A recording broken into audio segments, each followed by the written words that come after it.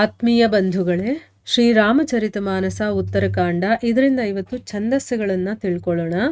ಪಾಯಿನ ಕೇಹಿ ಗತಿ ಪತಿತ ಪಾವನ ರಾಮ ಭಜಿ ಸುನು ಸಠಮನ ಗನಿಕಾ ಅಜಾಮಿಲ್ ಬ್ಯಾಧ ಗೀಧ ಗಜಾದಿ ಖಲ್ ತಾರೆ ಘನ ಆಭೀರ್ ಜಮನ್ ಕಿರಾತ್ ಖಸ್ ಸ್ವಪಚಾದಿ ಅತಿ ಅಘರೂಪ ಜೆ कही नाम बारकतेपि पावन होहि राम नमामिते रघुबंश भूषण चरित यह नर कहहि सुनहि जे गावहि कलि मल मनोमल धोई बिनु श्रम राम धाम सिधावहि सत पंच चौपाई मनोहर जानी जो नर उर धरई दारुण अविद्या पंच जनित विकार श्री रघुबर हरई सुंदर सुजान कृपा निधान अनाथ पर कर प्रीति जो सो एक राम अकाम हित निर्बान प्रद सम आन को जाकी कृपा लवलेस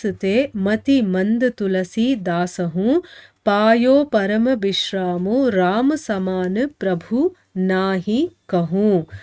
ಇವು ಛಂದಸ್ಸುಗಳು. ಈಗ ಇದರ ಅರ್ಥವನ್ನು ತಿಳ್ಕೊಳ್ಳೋದಕ್ಕೆ ಪ್ರಯತ್ನ ಮಾಡೋಣ. ತುಳಸಿದಾಸರು ತಮ್ಮ ಮನಸ್ಸಿಗೆ ಬುದ್ಧಿಯನ್ನು ಹೇಳ್ತಾ ಇದ್ದಾರೆ.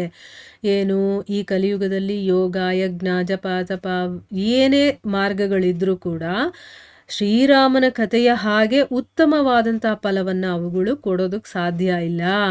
ಸೊ ಮನುಷ್ಯನಿಗೆ ಪರಮ ಕರ್ತವ್ಯ ಯಾವುದಪ್ಪ ಅಂತಂದರೆ ಶ್ರೀರಾಮನ ಸ್ಮರಣೆ, ರಾಮನ ಗುಣಗಾನವನ್ನು ಮಾಡೋದು ಮತ್ತು ಗುಣಗಾನವನ್ನು ಕೇಳುವಂಥದ್ದು. ಇಷ್ಟೇ ಮಾನವರಿಗಿರುವಂಥ ಪರಮ ಕರ್ತವ್ಯ. ಮತ್ತು ಶ್ರುತಿ ಪುರಾಣ ಕವಿ ಸಂತರು ಯಾರನ್ನ ಮತ್ತು ಪತಿತರನ್ನು ಪಾವನಗೊಳಿಸುವಂಥ ಪ್ರಸಿದ್ಧ ಸ್ವಭಾವ ಅಂತ ಹೊಗಳುತ್ತಾರೋ ಅಂತಹ ರಾಮನನ್ನು ನೀನು ಈ ಒಂದು ಕುಟಿಲತೆಯನ್ನು ಬಿಟ್ಟು ಭಜಿಸು ಅಂತನ್ಬಿಟ್ಟು ಮನಸ್ಸಿಗೆ ಹೇಳ್ತಾ ಇದ್ದಾರೆ. ಶ್ರೀರಾಮ ಭಜನೆಯಿಂದ ಯಾರಿಗೂ ತಾನೇ ಪರಮಗತಿ ಅನ್ನೋದು ಸಿಕ್ಕಿಲ್ಲ, ಹೇಳು ನೀನು. ಎಲೆ ಮೂಢ ಮನಸ್ಸೇ, ಪತಿತ ಪಾವನನಾದಂತಹ ಶ್ರೀರಾಮನನ್ನು ಭಜಿಸಿ ಯಾರು ತಾನೇ ಪರಮಗತಿಯನ್ನು ಪಡೆದಿಲ್ಲ ಹೇಳು ಅಂತನ್ಬಿಟ್ಟು ಇಲ್ಲಿ ಎಕ್ಸಾಂಪಲ್ಗಳು ಕೂಡ ಹೇಳ್ತಾ ಇದ್ದಾರೆ. ಗಣಿಕೆ, ಆಮೇಲೆ ಅಜಾಮಿಳ, ವ್ಯಾಧ ಅಂದರೆ ವಾಲ್ಮೀಕಿ, ಗೃದ್ಧ ಅಂದರೆ ಜಟಾಯು, ಆನೆ ಗಜೇಂದ್ರ, ಇಂಥವರು ಅನೇಕ ದುಷ್ಟರನ್ನು ಕೂಡ ಶ್ರೀರಾಮ ಉದ್ಧಾರ ಮಾಡಿದ್ದಾನೆ. ಆಭೀರ, ಯವನ, ಕಿರಾತ, ಖಸ, ಶ್ವಪಚರೆ ಇಂಥ ಅತ್ಯಂತ ಪಾಪಿಗಳು ಕೂಡ ಕೇವಲ ಒಂದೇ ಒಂದು ಸಾರಿ ಶ್ರೀರಾಮನಾಮವನ್ನು ಸ್ಮರಣೆ ಮಾಡಿ ಪವಿತ್ರರಾದರು. ಅಂತಹ ಶ್ರೀರಾಮಚಂದ್ರನಿಗೆ ನಾನು ನಮಸ್ಕರಿಸ್ತೀನಿ ಅಂತನ್ಬಿಟ್ಟು ಇಲ್ಲಿ ರಾಮನಿಗೆ ನಮಸ್ಕಾರವನ್ನು ಮಾಡ್ತಾ ಇದ್ದಾರೆ. ಅಂದರೆ ಇಲ್ಲಿ ಪ್ರಾರ್ಥನೆಯನ್ನ ಮಾಡ್ಕೊಳ್ತಾ ಇದ್ದಾರೆ. ರಘುವಂಶಭೂಷಣನಾದಂತಹ ಶ್ರೀರಾಮನ ಈ ಚರಿತ್ರೆಯನ್ನ ವರ್ಣಿಸುವಂಥವ್ರು, ಕೇಳುವಂಥವ್ರು, ಹಾಡುವಂಥವ್ರು ಕಲಿಯುಗದ ಪಾಪಗಳನ್ನು, ಮನೋಮಲಗಳನ್ನೆಲ್ಲ ಕಳ್ಕೊಂಡು ಪರಿಶ್ರಮನೇ ಇಲ್ಲದೆ ಶ್ರೀರಾಮನ ಪರಮಧಾಮಕ್ಕೆ ಹೋಗ್ತಾರೆ. ಇಲ್ಲಿ ಹೇಳೋರು ಮಾತ್ರ ಕೇಳೋರು ಮಾತ್ರ ಅಂತಲ್ಲ, ಅದನ್ನು ಕೇಳಿದ್ರೂ ಒಂದೇ, ಹೇಳಿದ್ರೂ ಒಂದೇ, ವರ್ಣನೆ ಮಾಡ್ತಾರಲ್ಲ ಅದು ಮಾಡಿದ್ರೂ ಒಂದೇ, ಹಾಡಿದ್ರೂ ಒಂದೇ, ಯಾವ ರೀತಿ ಆದರೂ ಆಗಿರಬಹುದು. ಒಟ್ಟಿನಲ್ಲಿ ಆ ಭಗವಂತನಲ್ಲಿ ನಮ್ಮ ಮನಸ್ಸನ್ನು ತೊಡಗಿಸಿರಬೇಕು. ಅದು ಕಿವಿ ಮೂಲಕ ಆಗಿರ್ಬೋದು, ಬಾಯಿ ಮೂಲಕ ಆಗಿರ್ಬೋದು, ಅಥವಾ ನೋಟದಲ್ಲಾಗಿರ್ಬೋದು, ಅಥವಾ ನಾಲಿಗೆ ಮುಖಾಂತರ ಆಗಿರ್ಬೋದು, ಯಾವುದರಲ್ಲಾದರೂ ಪರವಾಗಿಲ್ಲ. ಆ ರೀತಿ ಮಾಡಿದಾಗ ನಮ್ಮ ಈ ಕಲಿಯುಗದಲ್ಲಾಗಿರುವಂಥ ಪಾಪಗಳು, ನಮ್ಮ ಮನಸ್ಸಲ್ಲಿರುವಂತಹ ಕೊಳೆ ಎಲ್ಲವನ್ನ ಕಳೆದು ಪರಿಶ್ರಮನೇ ಇಲ್ಲದೆ ನಾವು ರಾಮನ ಪರಂಧಾಮಕ್ಕೆ ಹೋಗೋದಕ್ಕೆ ಸಾಧ್ಯ. ಹೆಚ್ಚೇನು ಈ ರಾಮಾಯಣದಲ್ಲಿರುವಂತಹ 5100 ಚೌಪಾಯಿಗಳನ್ನು ಮನೋಹರ ಅಂತ ತಿಳ್ಕೊಂಡು ಹೃದಯದಲ್ಲಿ ಸ್ಥಿರವಾಗಿ ಧರಿಸ್ಕೊಂಡು ಅದರಲ್ಲಿ ಅಂದರೆ ಅರ್ಥ ಏನು, ಈ ಚೌಪಾಯಿಗಳಿದೆಯಲ್ಲ ಇದರಲ್ಲಿ ಅದನ್ನು ಮನೋಹರ ಅಂತ ಅಂದ್ಕೊಂಡು ಹೃದಯದಲ್ಲಿ ಸ್ಥಿರವಾಗಿ ಅದನ್ನು ಇಟ್ಕೋಬೇಕು. ಅದರಲ್ಲಿ 5 ಅಥವಾ 1 ಚೌಪಾಯಿಯನ್ನಾದರೂ ಪ್ರತಿದಿನ ಪಠಿಸುವಂಥವ್ರು. ಅಂದರೆ ಈಗ ಕೇಳಿದ ಮೇಲೆ ಆಗೋಯ್ತಪ್ಪ ಅಂತಲ್ಲ, ಪ್ರತಿದಿನ 1 ಅಥವಾ 5 ಅಂತ ಹೇಳಿದ್ದಾರೆ ನೋಡಿ. 5 ಆಗಲಿಲ್ವಾ, 1 ಚೌಪಾಯಿನಾದರೂ ನೀವು ಪ್ರತಿದಿನ ಪಠನೆ ಮಾಡಿ. ಅದರಿಂದ ಏನಾಗುತ್ತೆ, ಪಠನೆ ಮಾಡೋಕ್ಕಾಗಿಲ್ವಾ ಕೇಳಿಸ್ಕೊಳ್ಳಿ.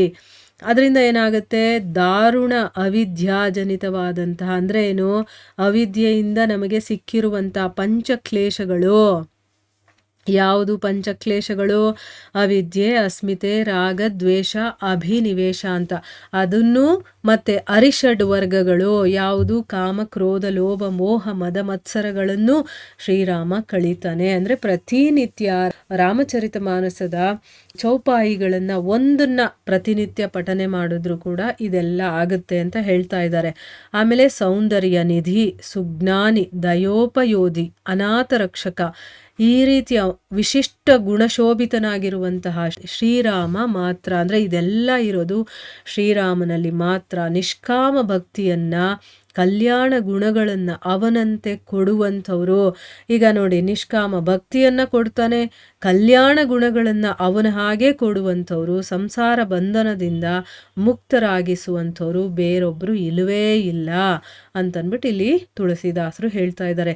ಅವನ ಒಂದು ಲೇಷ ಮಾತ್ರ ಕೃಪೆಯಿಂದ, ಅಂದರೆ ಒಂದು ಸಣ್ಣ ಕೃಪೆ ಮಾಡಿದ್ರು ಸಾಕು. ಆ ರಾಮ ಮಂದಬುದ್ಧಿಯಾದಂತಹ ನಾನು, ಅಂದರೆ ನನ್ನ ಮೇಲೆ ಒಂದು ಚಿಕ್ಕ ಕೃಪೆ ಮಾಡ್ದ, ಸ್ವಲ್ಪ ಕೃಪೆ ಮಾಡಿದ್ರಿಂದನೇ ಮಂದಬುದ್ಧಿಯಾದಂತಹ ನನ್ನನ್ನು, ಅಂದರೆ ನಾನು ತುಳಸಿದಾಸ ಅಂತ ಹೇಳ್ಕೊಳ್ತಾ ಇದ್ದಾರೆ, ನಾನೇ ಪರಮಶಾಂತಿಯನ್ನು ಪಡ್ಕೊಂಡಿದ್ದೀನಿ. ಅಂತಹ ಶ್ರೀರಾಮ ಪ್ರಭುವಿನಂತಹ ಪ್ರಭು ನ ಭೂತೋ ನ ಭವಿಷ್ಯತಿ, ಹಿಂದೆನೂ ಇರಲಿಲ್ಲ, ಮುಂದೆನೂ ಬರೋದಿಲ್ಲ ಭವಿಷ್ಯದಲ್ಲಿ ಅಂತ ಹೇಳ್ತಾ ಇದ್ದಾರೆ. ಅಂದರೆ ರಾಮನ ಗುಣ ಆ ರೀತಿ ಇದೆ. ಅವನು ಕೃಪೆ ನನ್ನ ಮೇಲೆ ಬಿದ್ದು ನಾನು ಪರಮಶಾಂತಿಯನ್ನು ಪಡ್ಕೊಂಡಿದ್ದೀನಿ. ಅಂಥ ಪ್ರಭು, ಅಷ್ಟು ಕೃಪೆ ತೋರಿಸುವಂಥವನು, ಹಿಂದೆನೂ ಇರಲಿಲ್ಲ, ಮುಂದೇನೂ ಇರೋದಿಲ್ಲ ಅಂತನ್ಬಿಟ್ಟು ಇಲ್ಲಿ ತುಳಸಿದಾಸರು ರಾಮನ ಗುಣಗಾನವನ್ನು, ಅವನ ಒಂದು ಮಹಿಮೆಯನ್ನು ಇಲ್ಲಿ ಕೊಂಡಾಡ್ತಾ ಇದ್ದಾರೆ. ಸೊ ಇಲ್ಲಿಗೆ ನಾವು ನಿಲ್ಲಿಸೋಣ. ಹರೇ ಕೃಷ್ಣ.